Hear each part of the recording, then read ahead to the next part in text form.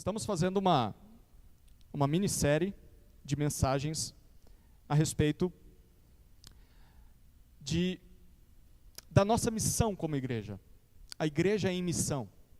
Nós existimos não apenas para nos reunir, para cultos, mas existimos para algo além disso, não só a adoração a Deus.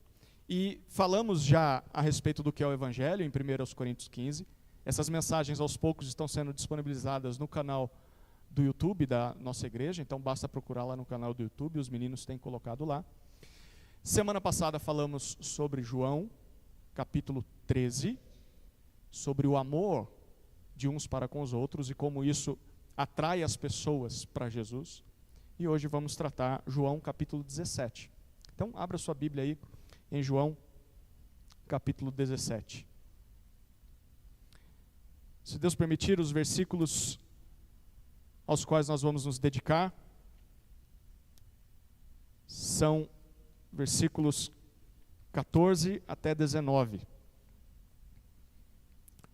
João 17, 14 a 19.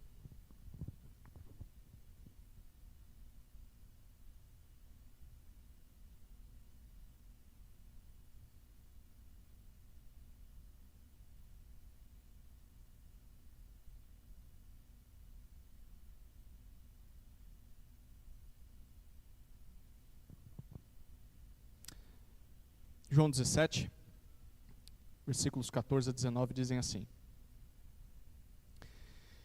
Eu lhes tenho dado a tua palavra, e o mundo os odiou, porque eles não são do mundo, como também eu não sou. Não peço que os tires do mundo, mas que os guardes do mal. Eles não são do mundo, como também eu não sou. Santifica-os na verdade. A tua palavra é a verdade. Assim como tu me enviaste ao mundo, também eu os enviei ao mundo.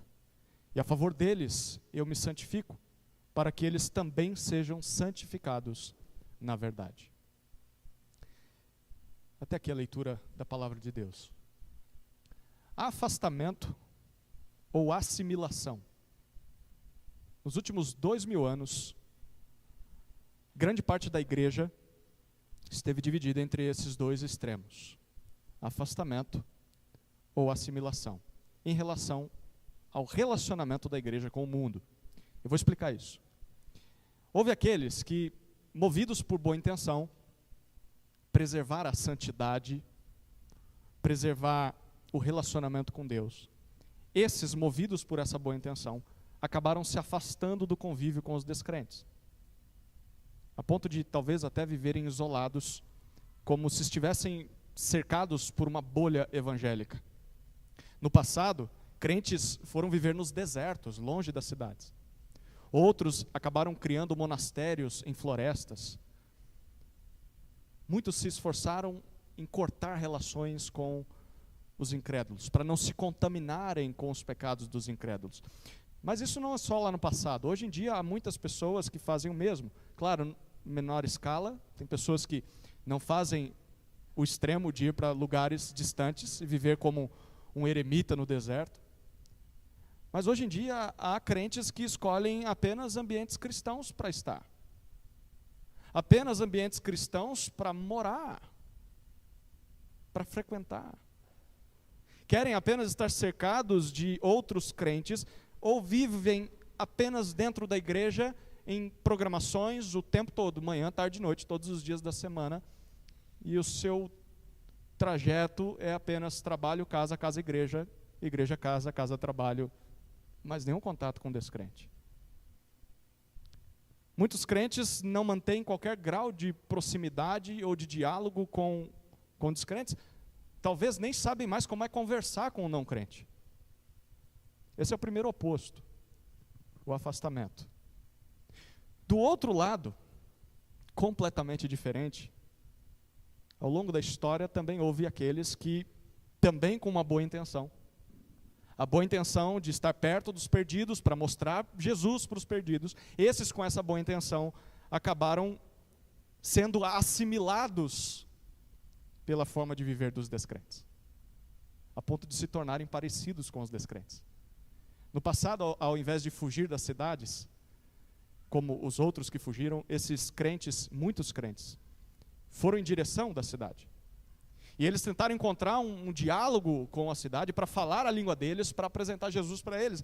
Mas com o tempo, nesse movimento, alguns acabaram misturando teologia com filosofia pagã. Outros aceitaram as religiões diferentes do cristianismo, totalmente opostas ao cristianismo, tiveram que aceitar essas religiões como meios legítimos de se chegar a Deus, tudo em favor do diálogo. Outros até mesmo acabaram incorporando padrões ou hábitos mundanos e aceitando isso na sua membresia. Hoje em dia não é diferente, a assimilação com o mundo ainda acontece em grande escala. Na intenção de estabelecer um diálogo com os não crentes, muitos acabam diminuindo o evangelho.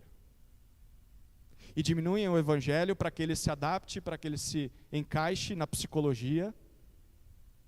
Outros diminuem o evangelho para que ele se adapte ao evolucionismo, à teoria do Big Bang. Outros diminuem o evangelho a qualquer outra teoria humanista que tem o homem como centro, a liderança, o formato das igrejas, o formato dos cultos, as pregações, a linguagem acaba sendo absorvida pela sabedoria secular, a ponto de muitas igrejas não terem muita coisa diferente para oferecer para o mundo, porque na verdade se tornou igual a ele. Qual dos dois é o melhor caminho? Afastamento ou assimilação? Em qual desses dois nós estamos? Você, individualmente. Você é alguém que se afasta dos não crentes, ou você é alguém que, por estar tão perto deles, se tornou como eles? E nossa igreja? Em qual desses opostos nossa igreja está mais perto? Será que não existiria uma outra forma mais sábia e mais bíblica de nós nos relacionarmos com o mundo ao nosso redor, sem que a gente acabe fugindo do mundo e também sem que a gente seja controlado pelo mundo? Bom, vamos descobrir o que Jesus tem a dizer a esse respeito. Ele é o dono da igreja. Certamente ele tem orientação para nós a respeito disso. Como nós vimos na semana passada, esses capítulos de 13 até 17 de João, eles compõem um dos trechos mais profundos, teologicamente falando, de todo o Novo Testamento. Aqui nós vemos as últimas palavras de Jesus, ditas naquela última noite, antes de ser traído. No dia seguinte ele seria crucificado. Jesus começa o capítulo 13 lavando os pés dos discípulos. Eles participam da Páscoa de forma antecipada, na quinta-feira. Judas sai para traí-lo, e Jesus então fica sós com os 11. E então Jesus fala com eles a respeito de Deus. Até que, no capítulo 17, Jesus inverte a conversa, e ele começa a falar com Deus a respeito dos discípulos. No capítulo 17, que é o ponto mais alto dessa noite, Jesus ora. E através da oração de Jesus, nós somos introduzidos à intimidade que Jesus tinha com o Pai. Nós somos como que mosquinhas que estão sobrevoando e ouvindo essa conversa. Muitos teólogos concordam que esse trecho é chamado de o templo do Novo Testamento. E o capítulo 17 de João como o Santo dos Santos.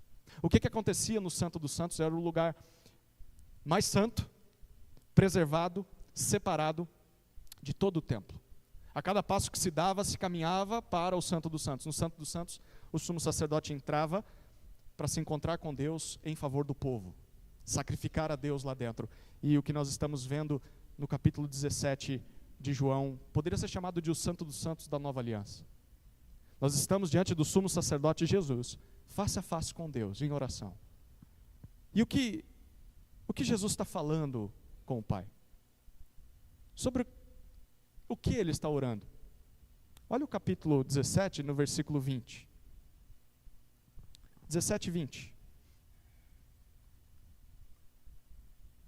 não peço somente por estes, mas também por aqueles que vierem a crer em mim por meio da palavra que eles falarem. Aqui nós descobrimos que Jesus não está orando apenas por aqueles 11 homens, mas Jesus está orando por nós. Jesus está orando por mim, Jesus está orando por você nesse texto. Seja o que for que Jesus tenha dito naquela noite para o Pai, tem a ver conosco. E sobre o que Jesus disse nessa oração? No trecho que nós vamos estudar hoje, lemos versículos 14 até 17, Jesus está falando sobre o nosso relacionamento com o mundo. Como é que discípulos de Jesus devem lidar com o mundo? Qual deve ser o nosso comportamento? Qual deve ser a nossa visão? Qual deve ser a nossa postura perante o mundo? Nós podemos resumir as palavras de Jesus aqui em 3 afirmações.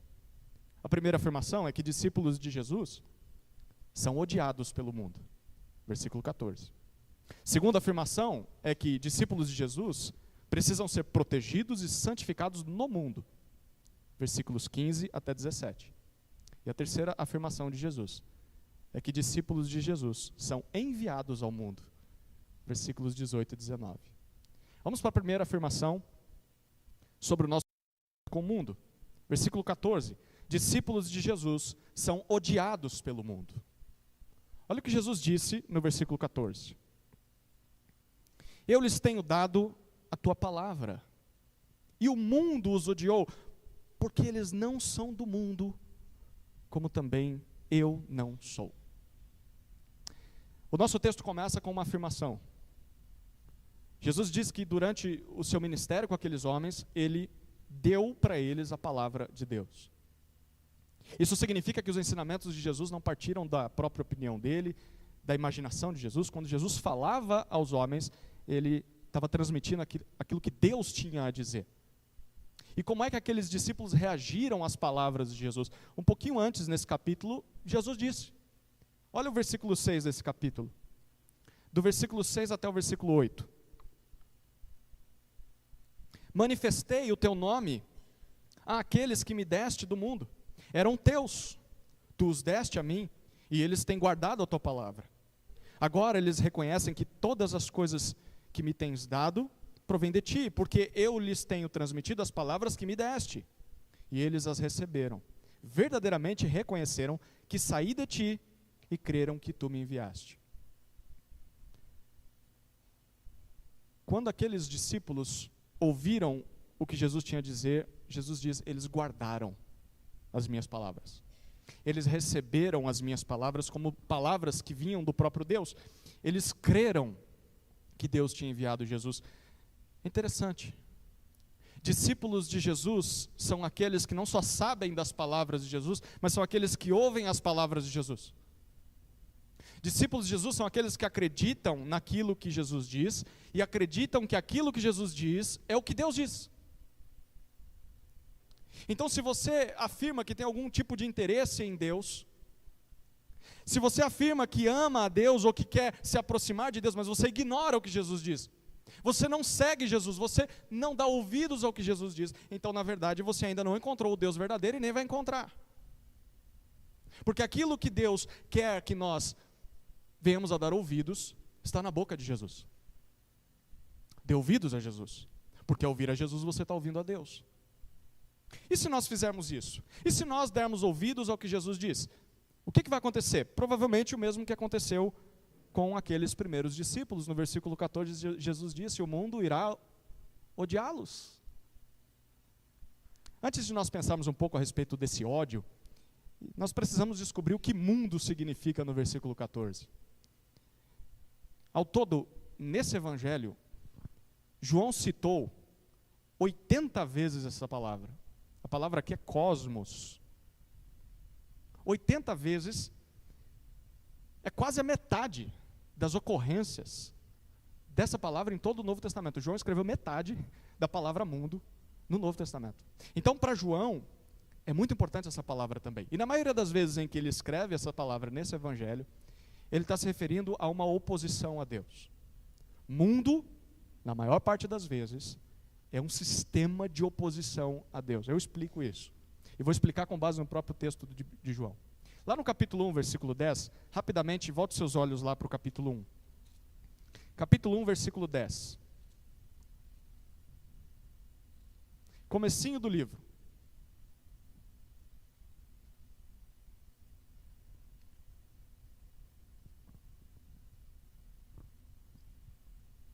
João 1, 10, diz assim: o verbo estava no mundo, o mundo foi feito por meio dele, mas o mundo não o conheceu. João nos diz que tudo começou quando Deus criou o mundo. O que esse mundo fez? Esse mundo não o conheceu. Nós sabemos do que João está falando aqui.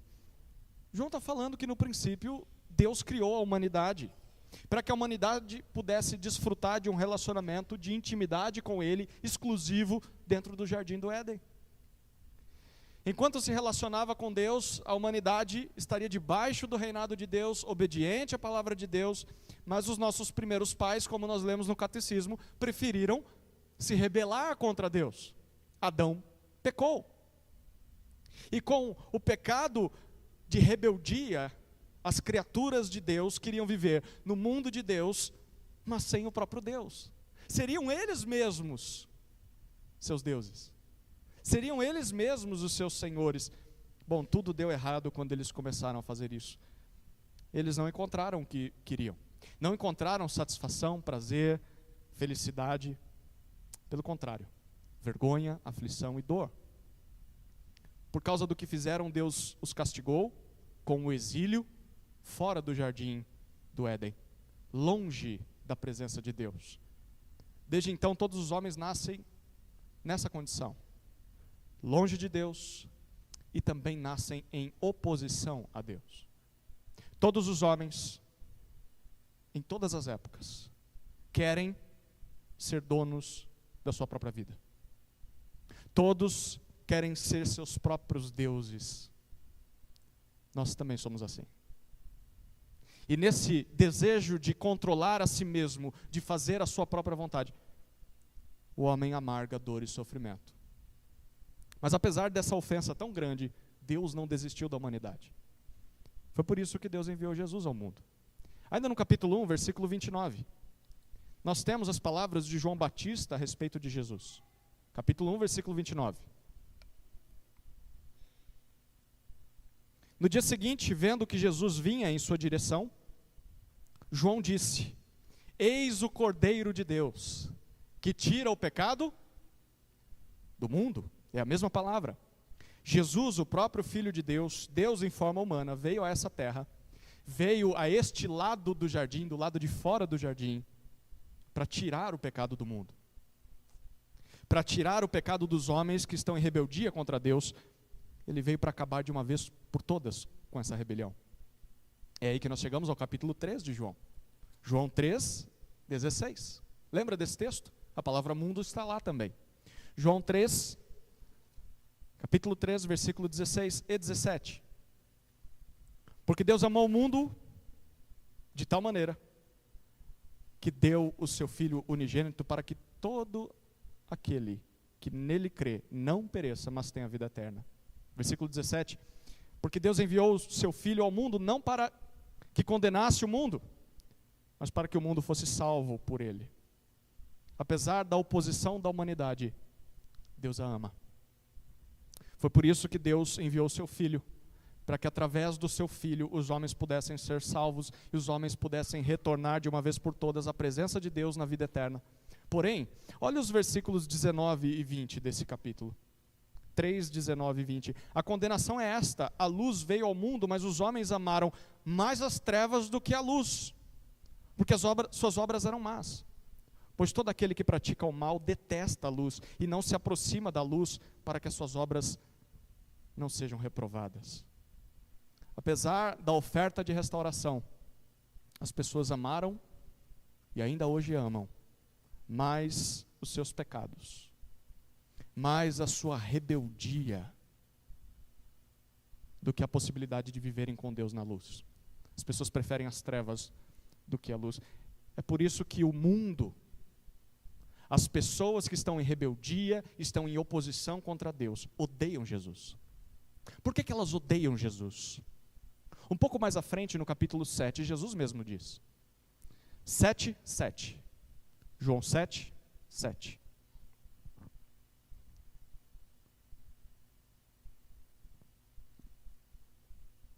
Jesus está falando aos seus irmãos que não criam nele. Nesse momento da sua vida, nem a sua família acreditava nele. Olha o que Jesus diz em João 7, 7. O mundo não pode odiar vocês, que não creem em mim, mas a mim ele odeia. Por quê? Porque eu dou testemunho a respeito dele, dizendo que as suas obras são más. Jesus está dizendo, por que as pessoas o odeiam? Porque ele revela toda a feiura dos homens. Jesus expõe todos os seus pecados. E diante dessa exposição, ao invés de gritarem por socorro, os homens preferem tapar a boca de Jesus.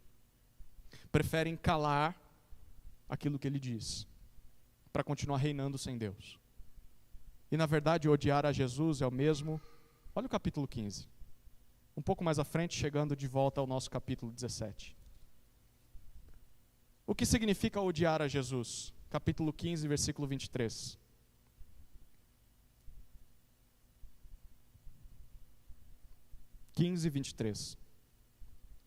Quem odeia a mim, odeia também o meu Pai. Odiar a Jesus é o mesmo que odiar a Deus. É por isso que em João 17, 14, Jesus disse que este mundo, as pessoas em rebeldia contra Deus, mesmo aquelas que conhecem a palavra de Deus, mas não se submetem a Jesus, é por isso que este mundo odiou e odeia os seus discípulos. Por quê? Lembra que os discípulos de Jesus são aqueles que receberam a palavra de Jesus como palavra de Deus? Foi isso que Jesus disse no começo do capítulo 17, perdão. Bom, por terem recebido a palavra de Deus, esses discípulos deixaram de fazer parte deste mundo de rebeldia. Aqueles que se submetem à palavra de Jesus continuam sendo seres humanos, não passaram a se transformar em alienígenas ou super-homens, nada disso. Continuam sendo seres humanos, caídos, que pecam, mas ao invés de fazer parte do grupo de pessoas que se opõem a Deus, agora esses que ouviram a palavra de Jesus passaram para o lado daqueles que se submetem ao reinado de Deus. Os que dão ouvidos à palavra de Jesus estão vivendo como aqueles que deveriam ter vivido lá no princípio, se submetendo à palavra de Deus. Essa é a primeira afirmação sobre o nosso relacionamento com este mundo. Discípulos de Jesus são odiados pelo mundo. Aquilo que nos identifica como discípulos de Jesus, ouvir a palavra de Jesus, se submeter à palavra de Jesus, é exatamente o motivo que nos faz experimentar o desamor das pessoas. As pessoas não estão a fim de se submeter a Jesus, como você se submete. Sabe o que isso significa? Significa que nós não podemos nos iludir. Enquanto nós estivermos nessa terra, convivendo com pessoas que estão em rebeldia contra Deus, mesmo que não digam, à medida em que nós vamos nos submetendo cada vez mais à palavra de Deus, vamos sendo mais parecidos com Jesus, nós vamos ser cada vez mais odiados pelas pessoas, como Jesus foi. Isso é inevitável. Não tem como você se esconder dentro de uma rocha, numa caverna, e fingir que isso não acontece. Isso vai acontecer. Jesus foi crucificado por causa de quem era. Jesus foi crucificado por causa daquilo que ele disse. O que você espera que o mundo faça com aqueles que seguem ele? É só olhar para a história. Olhe como os crentes do passado foram tratados quando levaram esse negócio de Jesus a sério. Portanto, quando você enfrentar o ódio das pessoas, não se surpreenda. Não espere amor. Essas pessoas odeiam o seu Senhor. Não espere dessas pessoas compreensão, porque elas não entendem você, porque elas não se submetem à palavra do Senhor, como você se submete. Mas também quando você enfrentar o ódio das pessoas desse mundo, porque você está seguindo Jesus, fique de olho aberto, para que você também não volte a fazer aquilo que fazia antes de conhecer Jesus. Naquela época você vivia em rebeldia contra Deus. Você praticava obras más, obras das trevas. Mas você foi resgatado desse mundo. Você passou de lado. Então, tome muito cuidado para que, por medo de ser odiado, você comece a fazer aquilo que o mundo faz e receba o aplauso das pessoas. Você já não faz mais parte desse mundo. Você faz parte de um mundo muito melhor. Um mundo de obediência a Deus. Essa foi a primeira afirmação. Discípulos de Jesus são odiados pelo mundo. A segunda afirmação sobre o nosso relacionamento com o mundo está nos versículos 15 até 17. Discípulos de Jesus precisam de proteção e santificação no mundo. Discípulos de Jesus precisam de proteção e santificação no mundo. Olha os versículos 15 até 17.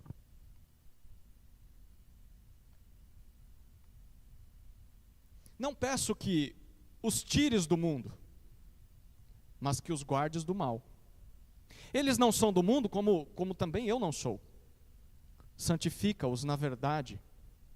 A tua palavra é a verdade. A partir de agora, no versículo 15 e no versículo 17, Jesus faz dois pedidos a Deus em relação àqueles discípulos, mas como nós vimos no versículo 20, também em relação a nós, aos discípulos, aos que creem em toda a história.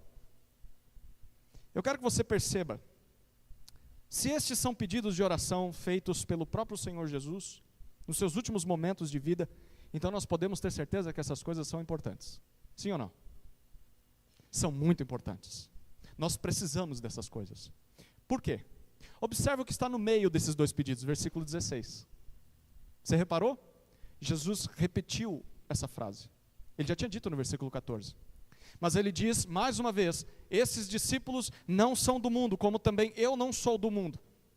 Queridos, isso só pode significar uma coisa. Pelo fato de viverem no mundo, esse mundo que é rebelde contra Deus, apesar dos discípulos de Jesus não mais participarem dessa rebeldia, agora eles estão do lado de Deus. Os discípulos de Jesus precisam desesperadamente do que ele está pedindo aqui, porque sem essas duas coisas, a vida de um discípulo nesse mundo se torna muito perigosa e na verdade se torna insustentável. Sem isso que Jesus está pedindo, certamente o discípulo de Jesus vai cair em armadilhas, ele vai tropeçar, ele vai pecar, e ele vai estagnar, e ele vai voltar a ser parecido como o mundo. Que coisas são essas? Pelo que Jesus está pedindo, do que nós mais precisamos vivendo nesse mundo, dois pedidos. Primeiro pedido, versículo 15, proteção contra o mal. Proteção contra o mal. Uma coisa, Jesus deixa claro para Deus, e aqueles discípulos estão ouvindo a oração de Jesus, então o que Jesus está dizendo aqui também é para os discípulos. Ele quer que eles ouçam. E não é só para aqueles discípulos, ele quer que a gente também leia. É para nós. E Jesus deixa muito claro no versículo 15, Deus, o meu desejo não é que o Senhor os tire do mundo. Gente, isso é muito interessante. Porque para muitas pessoas, e talvez isso vai confrontar algumas das suas orações, para muitas pessoas, a primeira reação ao ouvir que o mundo nos odeia, seria, Senhor, dá um jeito nesse mundo. Então me protege do mundo. Ou faz o seguinte, Senhor, me tira desse mundo. Se essas pessoas estão em oposição contra o Senhor, então por que eu viveria nesse mundo hostil? O Senhor já me salvou. Me tira daqui, Deus. Eu não suporto mais viver nesse mundo de oposição contra o Senhor. Bom, certamente Deus tem o seu propósito para nos manter aqui. Mesmo que as pessoas nos odeiem, Jesus está dizendo que nós não deveríamos fugir das pessoas. Nós vamos falar sobre isso um pouquinho mais daqui a pouco. Mas por enquanto basta saber que Jesus espera que nós convivamos com pessoas que o odeiam e que também nos odeiam. Essas pessoas não são o nosso maior problema. Mas para que isso aconteça, para que a gente viva entre elas, Jesus diz que precisamos de proteção. E aí ele faz o pedido no versículo 15. Guarde-os do mal. A palavra guardar aqui traz a ideia de você manter algo da mesma maneira com que você encontrou quando você chegou. Então pensa aqui numa mãe que pede para que seus filhos arrumem os brinquedos depois de brincar a tarde toda. Eu quero do jeito que estava. Ou pensa num pai que deixou o filho entrar no escritório, na oficina e fala, você pode ficar de olho aí, brincar numa coisinha ali, mas depois guarda tudo, do jeito que estava. Nós precisamos, segundo Jesus, ser mantidos do jeito que Jesus nos deixou. Nós precisamos nos manter atentos e obedientes, submissos à palavra de Deus. Foi assim que Jesus deixou aqueles discípulos. E por quê? Qual que é o perigo que nós enfrentamos nesse mundo?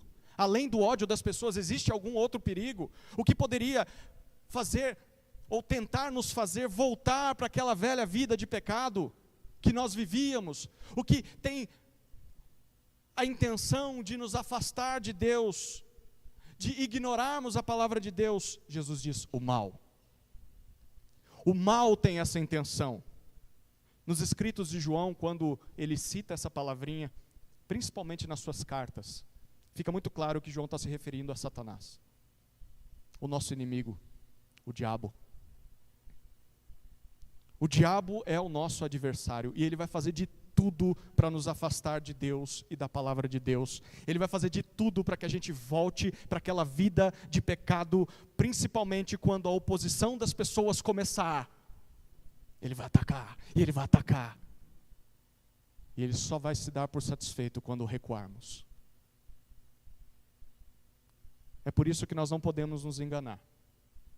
O nosso inimigo, ou os nossos inimigos, não são as pessoas deste mundo. Apesar de que, muitas vezes, elas nos fazem sangrar. O nosso inimigo é aquele que lidera essa rebelião. O nosso inimigo é Satanás, o príncipe deste mundo. Lembra dessa expressão? Muitas vezes as pessoas nos fazem sofrer, mas no final das contas, é o inimigo das nossas almas quem orquestra e quem deseja o nosso sofrimento. E como nós podemos nos manter firmes diante dos ataques do mal? Segundo Jesus, só Deus pode nos fazer ser mantidos da forma com que Ele nos deixou. Em outras palavras, nesse sentido que Jesus está dizendo, não depende de nós, é obra de Deus. Nós não precisamos combater o diabo. Tem irmãos que acham que precisam. Tem irmãos que querem ir atrás do endemoniado. Tem irmãos que querem mapear as zonas onde o demônio atua e convida o demônio para participar dos seus cultos. Jesus está dizendo que vocês não têm poder nenhum em vocês. Ele está pedindo para o Pai guardá-los. A única coisa que nós podemos fazer contra o diabo, a semelhança de Jesus, é orar ao Pai. Pai, continue nos protegendo do maligno, para que a gente viva nesse mundo que está contra Deus, esse mundo de rebeldia a Deus, de forma fiel à palavra. Nós precisamos de proteção contra o mal, e nós devemos orar por isso também. O segundo pedido que Jesus faz está no versículo 17. É o pedido por santificação. Santificação pela palavra.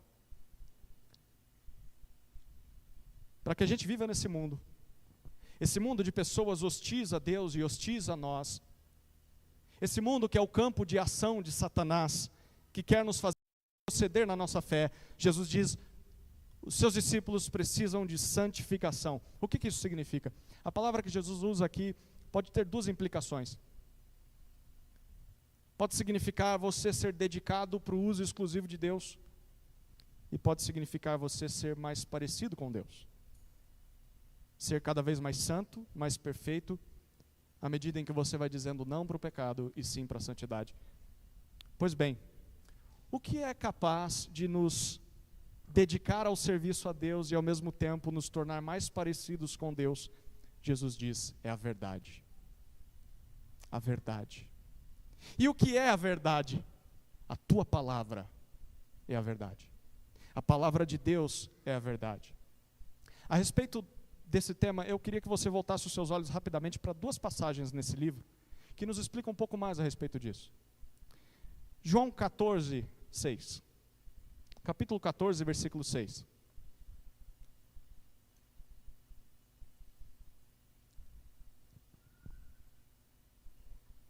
Jesus respondeu, eu sou o caminho, a verdade e a vida. Ninguém vem ao Pai senão por mim. Jesus é o caminho para que alguém encontre vida na presença de Deus. Mas como é que alguém descobre esse caminho? Através do próprio Jesus, que é a verdade. Queridos, percebam, Jesus é a palavra de Deus encarnada, a própria verdade de Deus em pessoa. Quando você volta um pouquinho mais, lá no capítulo 8, olha o que Jesus disse a respeito da verdade. Capítulo 8, versículos 31 e 32. Provavelmente você vai lembrar de campanha política aqui. Mas como esse texto foi mal interpretado nas campanhas políticas. João 8, 31 e 32. Então Jesus disse aos judeus que haviam crido nele: se vocês permanecerem na minha palavra, são verdadeiramente meus discípulos. Versículo 32. Conhecerão a verdade, e a verdade vos libertará. Só é discípulo de Jesus, diz ele, aquele que permanece na sua palavra, aquele que abraça a sua palavra de uma vez por todas e não abandona a palavra pelo resto da sua vida. Só é discípulo quem faz isso. E o que acontece com alguém que se agarra à palavra de Jesus e não solta mais? Ele diz: enfim, você vai encontrar a verdade. E essa verdade vai te libertar da escravidão ao pecado, te libertar da escravidão às trevas, te libertar da escravidão ao maligno, a Satanás. A palavra de Deus, encarnada em Jesus, é o que nos acorda, é o que nos desperta para a nossa rebeldia contra Deus, e é o que nos aproxima de Deus. E segundo Jesus, é essa palavra que nos mantém santos, dedicados a Ele, e nos torna cada dia mais parecidos com Deus. Queridos, é nesse momento que nós precisamos perguntar a nós mesmos: o quanto nós desejamos ser santificados pela verdade? O quanto nós oramos por isso? O quanto nós nos dedicamos à leitura da verdade? O quanto nós nos dedicamos ao estudo da palavra? O quanto você conhece dessa palavra que é a verdade? O quanto você permite que essa palavra transforme quem você é? O quanto você coloca em prática o que essa palavra diz? O quanto você se coloca à disposição de servir ao Deus dessa palavra, dedicado a esse Deus?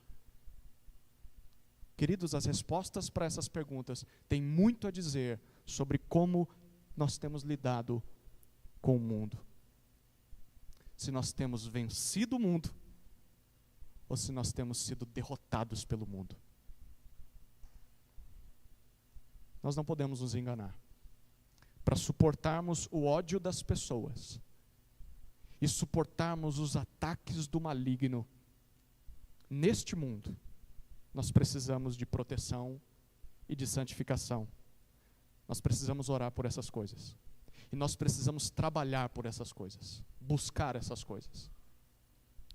Chegamos, enfim, à terceira afirmação de Jesus sobre o nosso relacionamento com o mundo.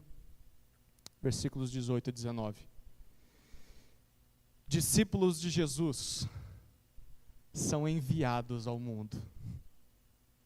Discípulos de Jesus são enviados ao mundo. Versículos 18 e 19 dizem assim, João 17. Assim como tu me enviaste ao mundo, também eu os enviei ao mundo. E a favor deles eu me santifico, para que eles também sejam santificados na verdade. Lembra que Jesus orou para que Deus não nos tirasse do mundo? Versículo 15, ele disse isso. Por que não? O que é que nos prende a essa vida nessa terra? Essa vida rodeada de ódio, rodeada de descrentes que odeiam a Deus, odeiam a gente. O que é que nos prende nesse mundo em que Satanás quer ver o nosso fim e está trabalhando para nos derrotar? O que é que nos amarra a essa vida? Jesus diz: uma missão. Jesus nos deu uma missão. É isso que ele está afirmando nessa conversa com Deus ainda. Eu os enviei ao mundo. Perceba. Jesus nos separou do mundo, Jesus nos tirou daquela oposição que mantínhamos contra Deus e agora Ele nos passou para o lado da obediência a Deus. Então Jesus pede para o Pai: Pai, enquanto eles estão no mundo, proteja eles do maligno, santifica eles. E o que nós devemos fazer então? Enquanto estamos aqui nesse mundo, enquanto nós vivemos aqui até morrermos e um dia estarmos com Deus na eternidade, o que a gente faz? Jesus diz: vocês vão em direção ao mundo. Ao invés de fugir do mundo, ao invés de se isolar dos descrentes, buscando o afastamento do mundo, nós precisamos ir ao encontro do mundo por vontade própria. Decidir ir em direção a Ele. Mas o que eu vou fazer quando eu me encontrar com as pessoas que estão em rebeldia contra Deus e muitas vezes me odeiam também? Será que eu vou praticar aquilo que as pessoas praticam para parecer mais descolado, mais parecido com eles, talvez para eles darem ouvidos à minha mensagem? Houve uma fase na minha vida, na minha juventude, que eu mentia para mim mesmo. Eu ia para a balada para evangelizar. Que mentira, que bobagem. Talvez você está pensando nisso. Eu preciso ir até o mundo, porque lá, enquanto eles estão praticando o pecado, eu vou dizer: não, está errado, vocês não deviam estar fazendo isso. Será que é para participar dos pecados do mundo, voltar para uma vida de trevas, de obras más? Será que eu devo ir em direção ao mundo para me aproveitar do estilo de vida deles e aprovar o estilo de vida deles, dizendo: tem umas coisas legais que vocês fazem? Será que eu devo ir até o mundo para ser parecido com eles, me tornando semelhante a eles de novo? Retrocedendo? Certamente não é isso que Jesus está dizendo. É por isso que Deus ouve a oração de Jesus. Deus nos protege do mal. Deus nos santifica pela sua palavra. Se essas duas coisas estiverem presentes na nossa vida, nós não vamos ser assimilados pelo mundo. Agora, se elas estiverem ausentes aí, mas se estão presentes, não vamos nos tornar como eles. Bom, se não é para que a gente se afaste do mundo, e também não é para a gente ser parecido com o mundo, assimilado pelo mundo, qual que é a nossa missão então? Eu devo ir em direção ao mundo, mas para quê? Bom, a resposta ainda está no versículo 18, Jesus começou dizendo ela. Jesus nos envia ao mundo da mesma forma com que Deus o enviou a este mundo. Ou seja, a missão de Jesus, de se fazer homem, conviver com as pessoas rebeldes dessa terra, para oferecer para essas pessoas salvação, é a mesma missão que nós recebemos de Jesus. Jesus nos deixou nesse mundo com o propósito de nos movermos em direção às pessoas que odeiam a Ele, que também nos odeiam, para fazermos a elas exatamente aquilo que Jesus fez por nós. Em outras palavras, queridos, a missão de Jesus é a nossa missão. Jesus é o nosso modelo nessa missão. E se Jesus é o nosso modelo e a missão dele é a nossa missão, como Jesus agiu para que nós pudéssemos ser salvos? Eu quero destacar 4 atitudes de Jesus apresentadas por João nesse evangelho. E nós vamos fazer muito bem se dermos atenção a isso. Primeira coisa que Jesus fez nessa missão foi se fazer homem, como nós. Jesus se humilhou, o Verbo se fez carne, Jesus entrou desse lado do jardim, do lado de fora do jardim, como nós, em forma humana, como todos nós. Jesus nasceu de uma mulher, Jesus aprendeu a falar a nossa língua, Jesus cresceu entre irmãos, Jesus sofreu as dificuldades da vida, enfim, Jesus se identificou conosco. Queridos, é assim que nós devemos tratar as pessoas que não conhecem a Jesus. Nós devemos nos identificar com as pessoas, devemos mostrar para as pessoas que nós compartilhamos das mesmas necessidades que elas. Muitas vezes as pessoas olham para o evangélico, para o crente, para o discípulo de Jesus, e olham uma pessoa santa que não desce de um pedestal, que se vê superior aos outros. Você nunca vai alcançar o mundo dessa forma. Identificação.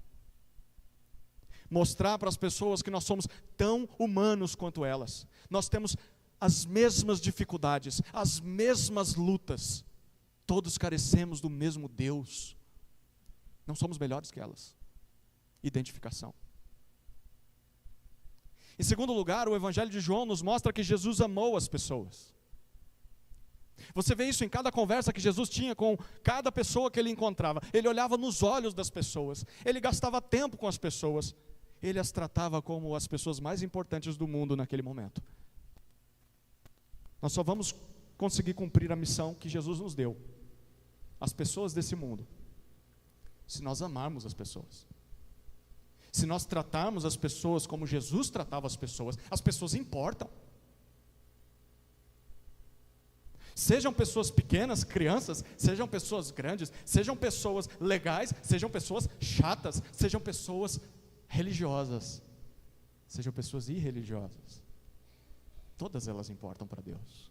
Deus amou essas pessoas, em oposição a Ele. Em terceiro lugar, no Evangelho de João, nós descobrimos que Jesus anunciou a palavra de Deus às pessoas. Palavra essa que apontava para a salvação do mundo. Jesus não negociou a mensagem, mesmo que isso ofendesse alguns. E ofendeu, tanto é que ele foi para a cruz. Queridos, conforme nós vimos, esse é o maior motivo das pessoas nos odiarem. O fato de nós nos submetermos à palavra de Deus, elas não se submetem. Então, é natural que elas comecem a nos odiar. Mesmo assim, se nós quisermos ser como Jesus, agir como Jesus, nós teremos de mostrar para as pessoas os seus pecados e apontar para a salvação em Cristo. Em quarto lugar, o Evangelho de João nos mostra que Jesus viveu o que pregava. Jesus viveu o que pregava. Esse é o motivo das pessoas dizerem que ele ensinava como quem tem autoridade, não como os escribas e fariseus. Antes de falar, Jesus vivia aquilo que anunciava. Queridos, as pessoas desse mundo só vão dar ouvidos ao que nós temos a dizer se elas virem em nós um exemplo, mesmo que imperfeito, de alguém que está se submetendo àquela mensagem. Quando nós confessamos os nossos pecados, reconhecendo as nossas fraquezas, quando nós buscamos obedecer a Deus apesar das nossas fraquezas, as pessoas aos poucos vão percebendo a diferença que Jesus tem feito na nossa vida. Jesus nos deixou nesse mundo, queridos, para que nós anunciássemos a sua palavra de salvação às pessoas, e nós não podemos de forma nenhuma nos afastar das pessoas, ou sermos assimilados pelo estilo de vida pecaminoso delas. Mas aqui está o caminho mais bíblico. O caminho mais bíblico é agirmos como Jesus agiu,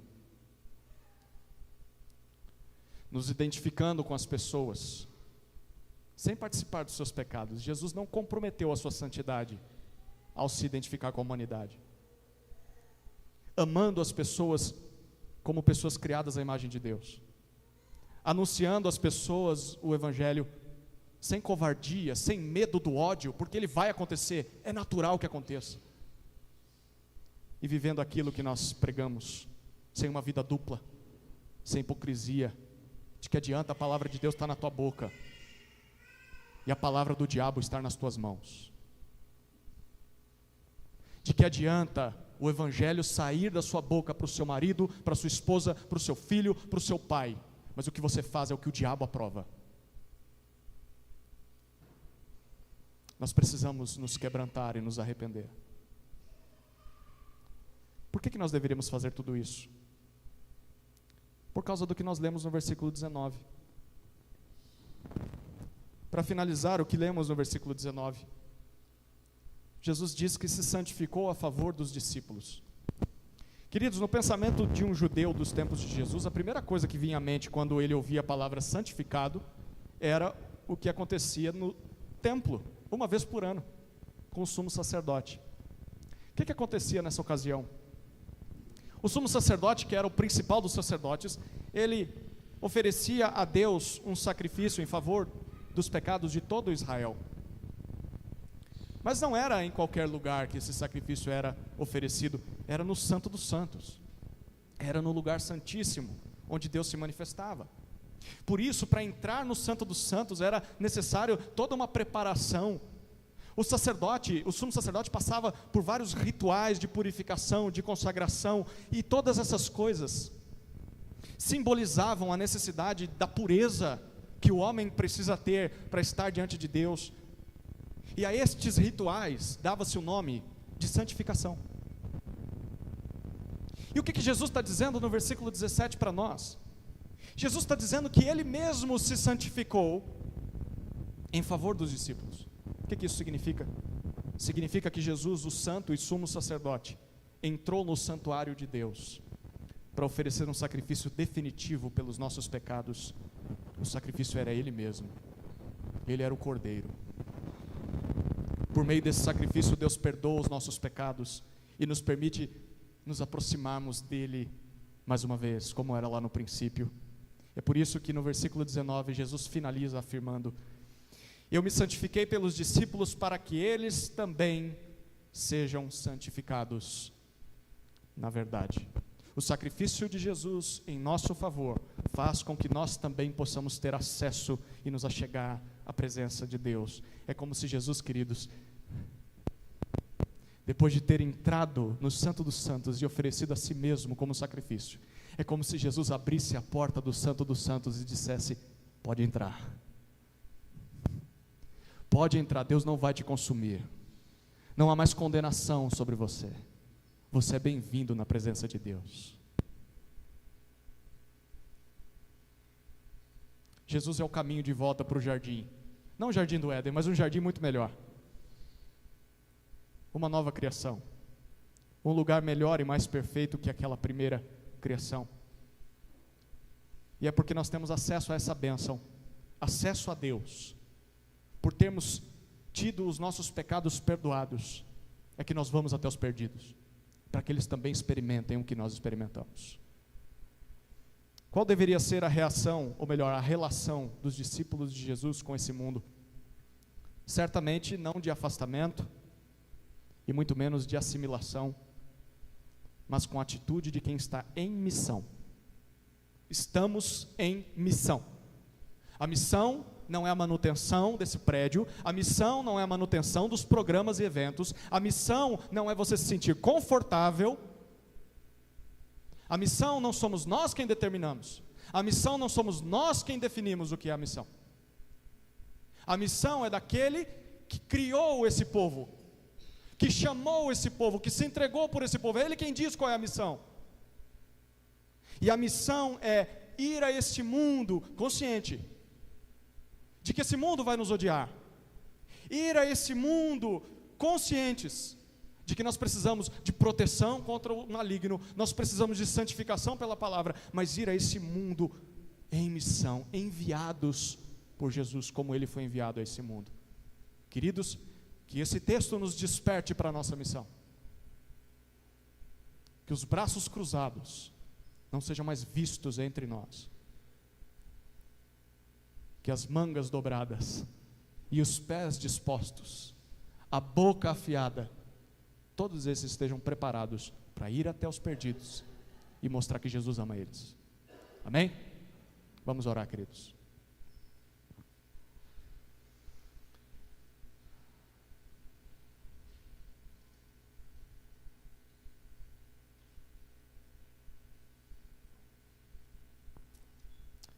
Pai, nós somos teus.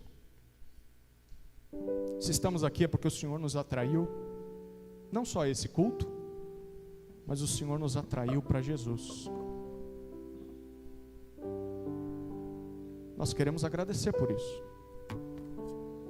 Nada em nós era atraente, ainda assim o Senhor nos amou.